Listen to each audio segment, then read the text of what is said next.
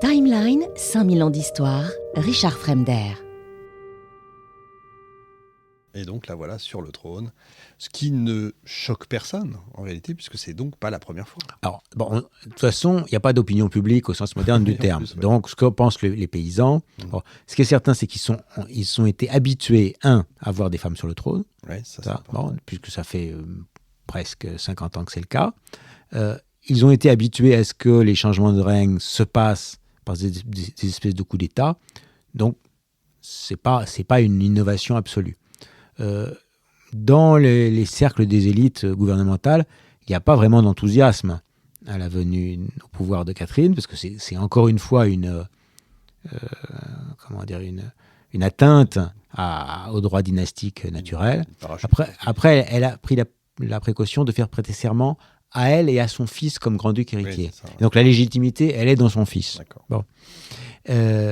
Mais les grands hiérarques du régime ne sont pas emballés. Et au début, évidemment, elle est un peu fragile parce qu'elle-même l'écrit à son ancien amant, le Polonais Poniatowski. Elle dit « Je tiens à un fil ». Parce que tout soldat de la garde peut dire « Tu n'es là que parce que j'ai pris ton parti ». Évidemment. Et donc, les premières années, elle est très prudente. Et notamment, elle fait attention à ne s'entourer que de Russes. Son fils avait déjà été répudié, en fait, par son père. Non, il était encore considéré comme légitime. Il ne s'était rien passé. Okay. Je pense qu'elle a devancé des mesures qui auraient pu faire que du jour où le fils était déclaré légitime, elle n'avait aucun titre à renverser le mari. D'accord, je comprends effectivement mieux. Donc je pense que ça a dû l'encourager à précipiter les événements. Et donc, une fois impératrice, elle prend la précaution de se faire couronner à Moscou, dans tous les rites existant précédemment, par le haut clergé, de se faire valider. Donc elle a l'Église de son côté, une partie de l'armée, et après il va falloir que l'appareil d'État se moule au service de cette nouvelle souveraine. Et donc les premières années, elle est très prudente. D'accord. Ce qui va lui faciliter la tâche, c'est qu'un autre concurrent possible pour le trône, dont on n'a pas parlé, qui est Ivan VI, un autre prince qui a régné brièvement, qui était emprisonné jusque-là, depuis une vingtaine d'années, va mourir au moment d'une tentative pour obtenir sa libération. Donc, elle n'a plus de concurrent. Le seul concurrent qui lui va lui rester, c'est son fils. Et d'ailleurs, elle fera bien attention à le tenir très à l'écart de toutes les affaires, de façon à ce que ce fils ne puisse pas un jour dire c'est moi le souverain et vous n'êtes que impératrice douairière. C'est très curieux parce qu'on a l'impression de se retrouver sous la Rome antique. C'est exactement ça. Oui, parce que dans la Rome antique, sous les Julio-Claudiens, il y a des liens de famille, mais qui sont toujours des liens un peu par accro, un peu secondaires. Donc, il faut avoir un lien avec la dynastie régnante, mais on n'est pas du tout comme en France, où il y a la primogéniture et tout se fait de façon un peu automatique. Ouais, c'est très curieux, cette différence, effectivement. Est-ce que déjà, d'ailleurs, on aime la France, on aime l'Occident, ou on se méfie de l'Occident ? Alors, les Russes sont à l'époque, sont décrits comme étant très xénophobes. Et notamment, à l'époque de Pierre, on disait si le tsar décède subitement, tous les étrangers seront immédiatement massacrés. Bon. Donc ça donne un peu la température. Ouais. Là, on est quelques décennies plus tard. L'aristocratie a commencé à être éduquée par des précepteurs étrangers ou quelques-uns sont partis en Occident. Donc, vous avez dans la haute aristocratie des gens qui commencent à parler français, notamment le français. Vous avez aussi tous ces Allemands, ou tous ces gens venus d'Europe du Nord qui se sont mis au service de la cour de Saint-Pétersbourg.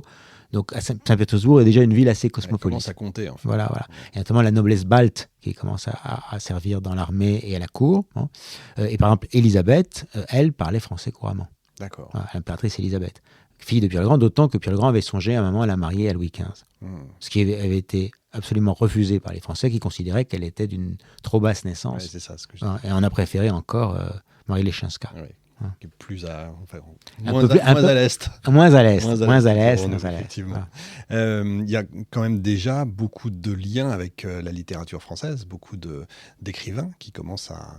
Alors, notamment avec Élisabeth, puisque c'est l'époque où on passe commande à Voltaire de travaux d'écriture pour raconter l'histoire de la Russie, raconter l'histoire de Pierre le Grand, et Voltaire, qui est payé dans l'affaire, en rajoute dans le sens de glorifier Pierre et de mettre sous le tapis tout ce qui pourrait fâcher sur les mœurs de la Russie. Donc la Russie s'intéresse beaucoup à ce qu'on dit d'elle à l'étranger. Ouais, okay. Ça aussi, c'est une tradition qui existe déjà depuis Ivan le Terrible jusqu'à aujourd'hui. Ouais. Il y a toujours une idée de propagande et de repeindre un tableau qui n'est pas toujours sous des couleurs très riantes de façon plus flatteuse. Est-ce que c'est pas toujours la recherche d'une sorte de légitimité de légitimité. Et puis il y a une part de complexe aussi. Oui, c'est ça. Ouais. Il y a une part de complexe. On est un peu les barbares des Occidentaux qu'on imite, mais sans pour autant se mettre à l'école d'un seul pays. Et c'est vrai sous Catherine comme sous Pierre, c'est-à-dire que quand on prend des spécialistes étrangers, on les prend un peu partout. Il ne faut pas qu'il y ait d'influence prépondérante. Ce qui donne la richesse. Qui donne la richesse, qui fait qu'on a des architectes italiens, des architectes français. Bon, le gros des effectifs venant de l'étranger, c'est quand même l'Allemagne du Nord protestante et beaucoup l'Allemagne. Ce qui a du sens, évidemment. Alors, notre Catherine, maintenant qu'elle est installée, quand est-ce qu'elle commence ces réformes ? Est-ce que c'est depuis longtemps qu'elle a déjà des idées ? Alors, elle a eu de longs lois. Comme grande duchesse, pas très aimée par son mari, elle avait beaucoup de temps pour lire. Elle a lu énormément d'histoire. Elle a lu les philosophes du XVIIIe siècle. Elle a lu Voltaire, elle a lu Montesquieu. Et c'est sa principale source d'inspiration. Il a été très dur avec elle-même en public. Vous dites... Pierre III. Oui, il a traité d'idiote. C'est incroyable. Mais bon, il haïssait, il était alcoolique. Bon, il avait des raisons. Il avait ses raisons. Beaucoup en un seul homme. Et donc, une fois au pouvoir, elle rédige ce qu'on appelle la Grande Instruction, ou Nakaz en russe, qui est en fait une série d'extraits, de maximes, des définitions qui sont extraites de l'esprit des lois de Montesquieu et du traité de Beccaria.